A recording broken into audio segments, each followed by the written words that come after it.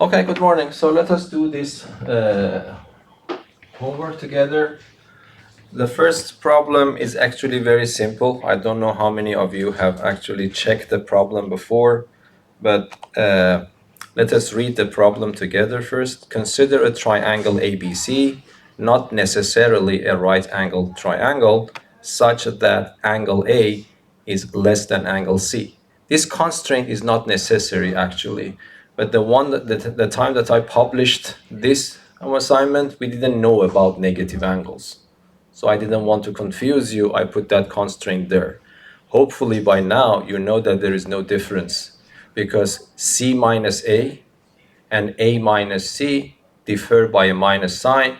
And if you remember what I told you about trigonometry of opposite angles, you know cosine of minus theta is exactly the same as cosine theta. But when I published this, I didn't want to confuse you because we didn't know about the notion of negative angles. So this is why I put this constraint there, but this constraint in principle is not necessary, okay? Explain why the following equality that you see here, sine of A plus B over 2 equals to cosine of C minus A over 2 is true. We want to explain why do you think in any triangle, not necessarily a right angle triangle, this equality holds. Use the equation editor of exam.net to type your detailed solutions on exam.net. That was my intention, that you also practice to type because it is not stressful. You're at home, you have enough time. That was my intention to learn about. Okay, I don't want to solve it here. I want to show you my solution as I typed it. This is one way of doing it, okay? So as you see, this is exam.net environment. So I started writing something like this. I would say since A, B, and C are the angles of a triangle, we have A plus B plus C is 180 degrees. Yes, that is guaranteed. And then if I go back, these angles that you see here are the exact angles that we have here and there. Yes, because one of them is sine and one of them is cosine. It might be useful to have the idea of complementary angles in head, yes? Because sine of one angle is supposed to be equal to the cosine of the other angle. It shouldn't be hard. If you remember, it shouldn't be hard to remember that it has something to do with the notion of complementary angles, yes? It doesn't mean it is 100% that idea, but it means that this is one way at least to do it, okay? So what I did, I started adding them up to see if my guess is correct or not. And then, of course, you can take the common denominator. I hope that you don't have any problems here. If I take the common denominator 2, this becomes 2a plus b. This is this. And the denominator here is 2, so I just repeat the numerator here. And then you see 1a and 1a are cancelled, and I get a plus b plus c over 2. Yes? And what is a plus b plus c? Is 180, because these are the angles of any triangle. So it becomes 180 over 2 is 90. So that's it. These two angles are complementary. So thus the angles, this are complementary, and consequently the sine of one of them is equal to the cosine of the other one. That is this. Finished. I'm not saying that exactly follow what I wrote here, but that is the idea. And then you can see that you can type very beautifully if you really know how to use the equation editor. It's not a messy thing, yes? And I think I saw your solution, Kuzey, so that was around these lines. Thank you. Okay, any questions here? Understandable? I don't know how many of you even saw the problem, not that many, because even you didn't bother to log in. Yes? Okay, at least do that, see the questions. Okay?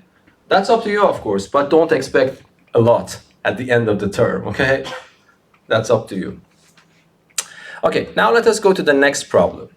The next problem is a little bit more challenging probably, but not that much.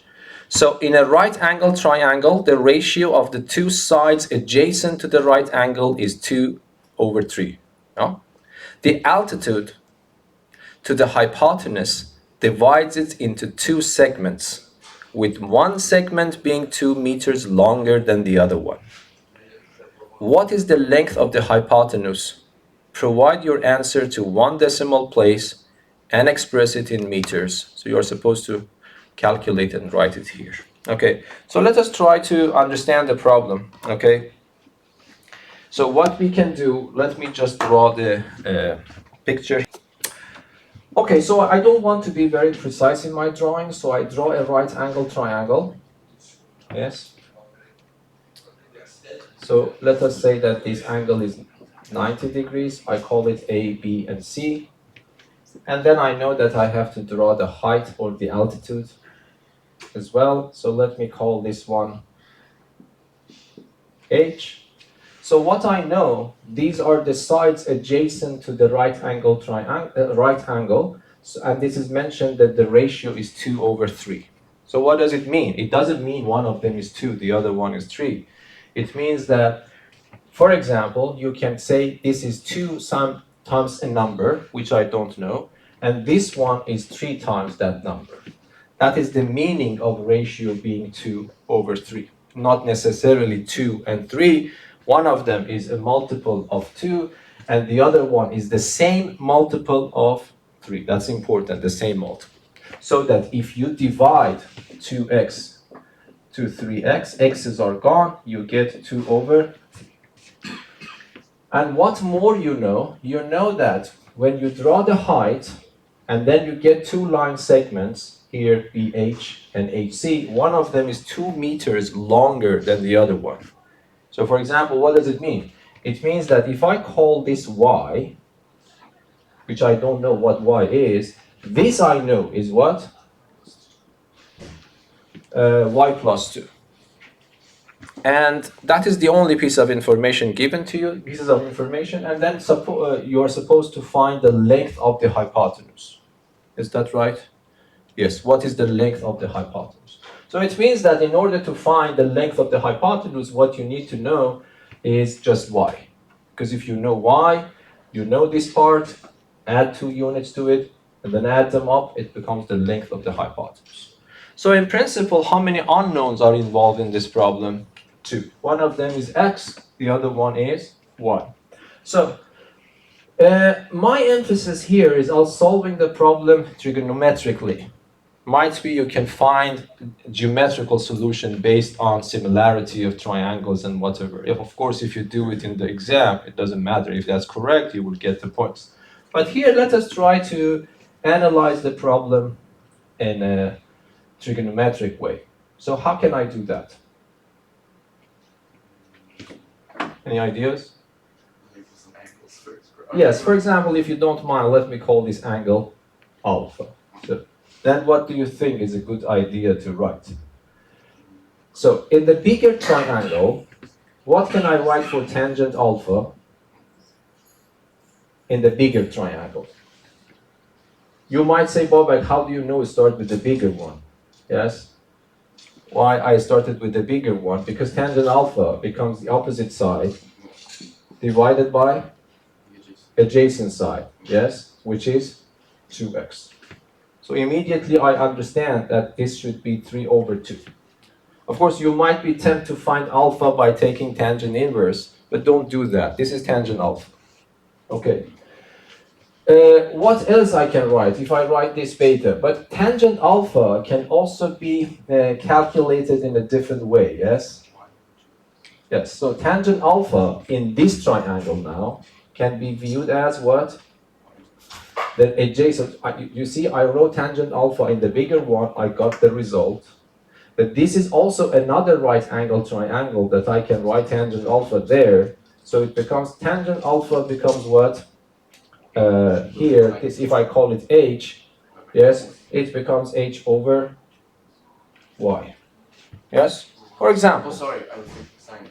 Yeah, that is not, if you want, you can write cosine. Cosine becomes the same thing. I don't know. Let us write tangent. Yes? So by comparing these two, so I put a name for it. Let us see what happens. So h/y is equal to 3/2. Yes? Okay, but the problem is that I am bringing a new variable in. Okay, but let me just do tangent beta here as well. Okay, so tangent beta is what? Tangent beta, if I write it in the bigger one, it is not useful. What do you get if I write it in the bigger one? You get 2/3. But that is not surprising. Why? Because alpha and beta are complementary, we learned that the tangents of complementary angles are reciprocal. So of course, if one of them is 3 over 2, definitely the other one becomes 2 over 3.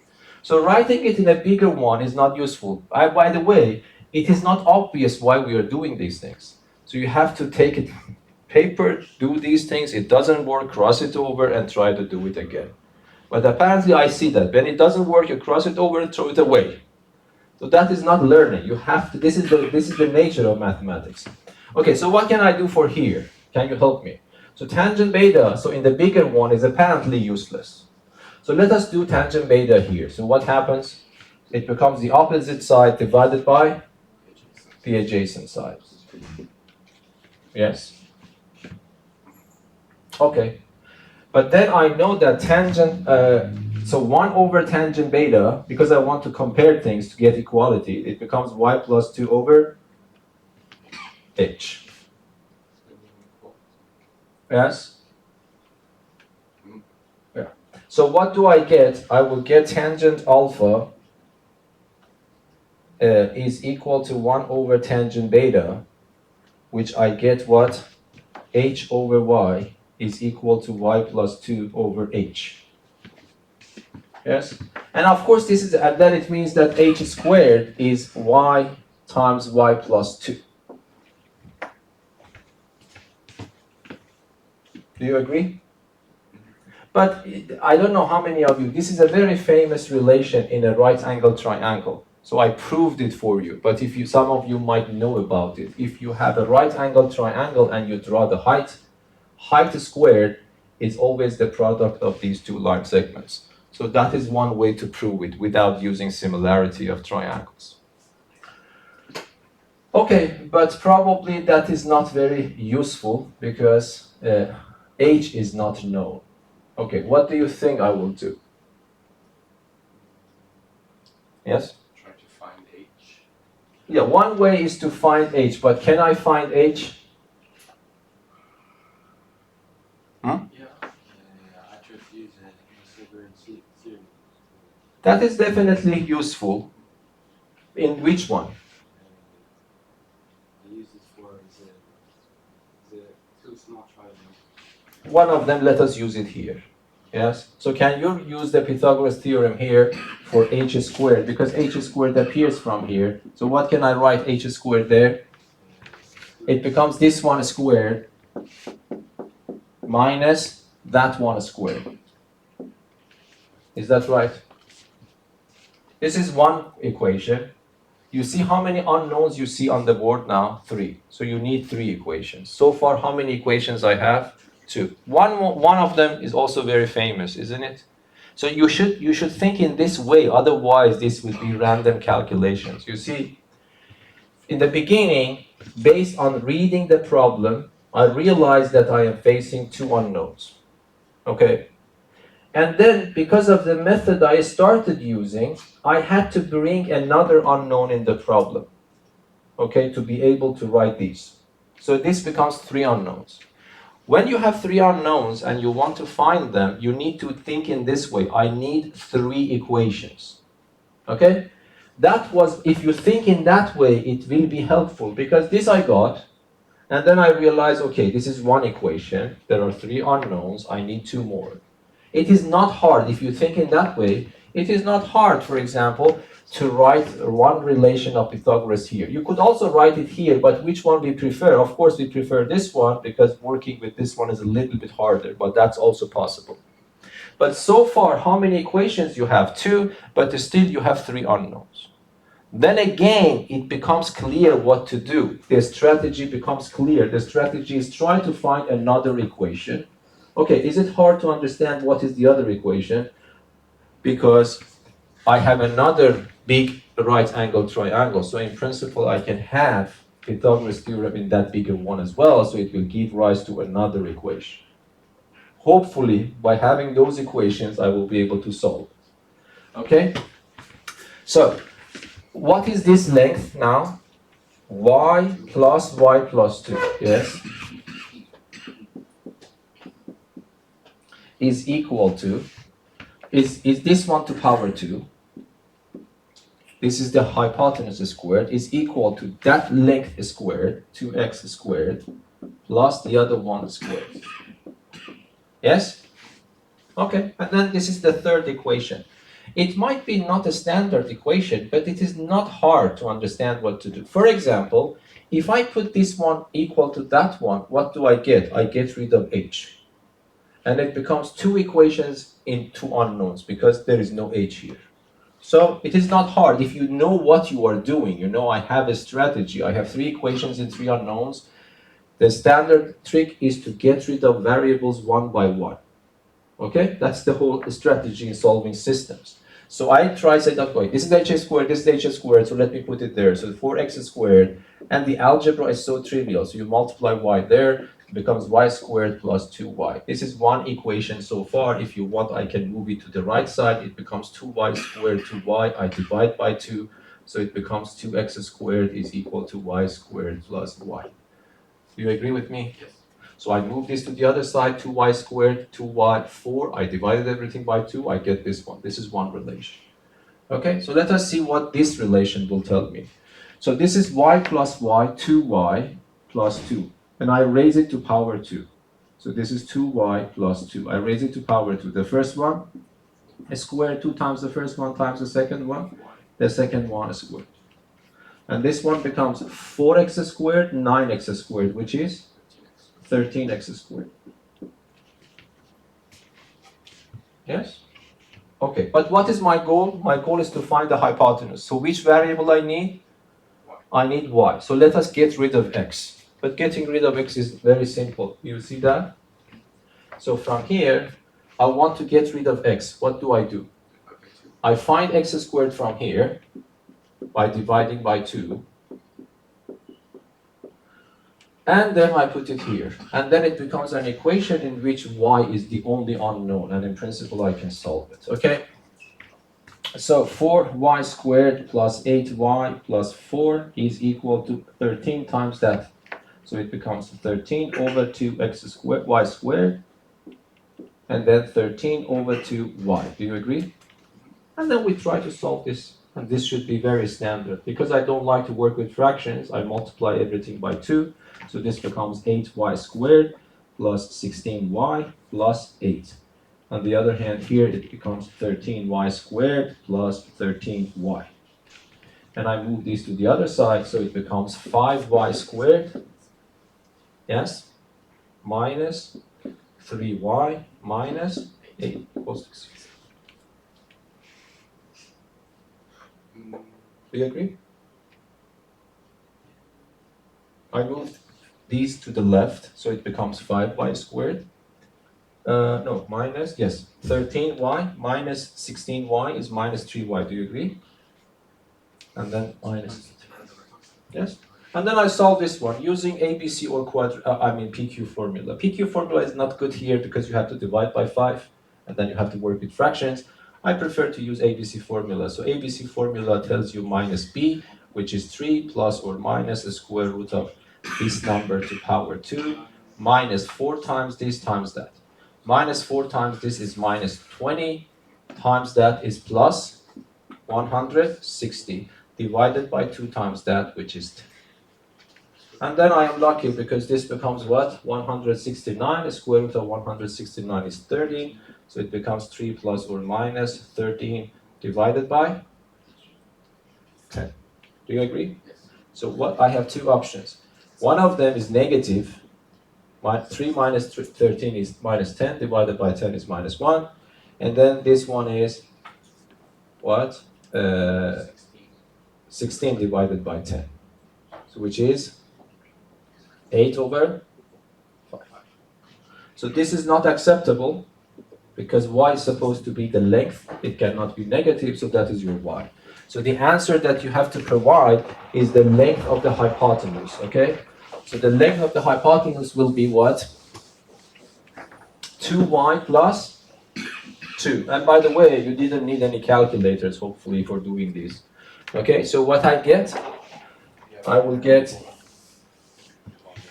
the question mark is equal to y plus 2, which is 2y plus 2, And because we are supposed to write it in 1 decimal point, what is this number in decimal points? Its exact value is 1.6, so times 2 is 3.2 plus, yes? And the answer is what? 5,2 meters. Yes? Okay. But by the way, to be honest, when I solved this myself, I did it better. I don't remember what I did. Okay? So, yeah.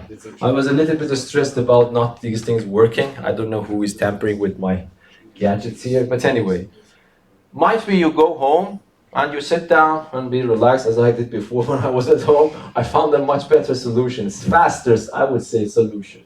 But I think, Uza, you also did it. Do you remember what did you do? I did not use ABC. I just did trigonometrically entirely. Okay, that's also, it just came to my mind right now under the stress of this computer not working, okay? But still, it worked, because I am following some rules in my head, okay? For example, what I'm talking when I'm teaching, when I'm solving the problem, these are important ones. I don't want you to remember all the details, but the number of the pieces of information, the number of unknowns you have, where to look for, this gives you a strategy how to continue. If you don't respect them, then the math problem becomes extremely hard. Even if you respect them, there is still no guarantee that you can solve the problem, and that is the beauty, if you agree with me, of mathematics. Otherwise, what is the point of solving the same problem over and over again? Let us say that you are in a train and then you want to solve Sudoku table, but you solve the same Sudoku table every morning and then get excited. Oh, I solved it. Okay, that's the same Sudoku table, yes? So that's the idea. You need to know how to solve new problems. Yes? I didn't do it good. Yes? And I will publish it on YouTube so that people can see, okay, that I didn't good because I did it better when I was at home. But the problem is, you need to understand that, okay, when you see this, this is the way I think. Okay, Babak, you are in trouble. You just want to find y, but you have another variable unknown. And then I have a strategy to tackle these kinds of problems. It doesn't matter what the context is. I would say that, okay, there are two unknowns, so this is not enough information. I need to extract more information relating these unknown variables together. And then, unfortunately, I have another problem because now a new variable comes in, even though I was able to get a new piece of information, but that was not enough because now suddenly a new variable came in. And then again, I will follow the same strategy. I don't panic. Okay, I will say that, okay, now I need another piece of information. Then if you know you are looking for another piece of information, okay, might be you will be able to sit down and say, okay, what part of this problem is not used yet? Then you remember, okay, I used this Pythagoras theorem for this part. For this one, I will not start writing it probably again. I don't know, might be even if you write Pythagoras theorem here, it will work because it will give you another piece of information regarding x and y and h. But I don't know, for some reason I decided to do that. You can try it at home to see if it works or not. But you should have a strategy and then follow it up. And usually, if you don't have a strategy, you will not be able to solve harder problems. Because these are a combination of a lot of ideas. So as E-level question means that you learn a concept, you apply it directly without any twist. C-level question has a little bit twist to it. Yes, for example, sometimes it is the other way around question. But A-level questions, you need to understand how to combine the ideas into one problem. Okay? Okay, I will publish it exactly like this. Yes, hopefully, yeah. And then, but you can also continue trying. And if you found a better way, you can write a comment. That can people. Any questions? Good, thank you.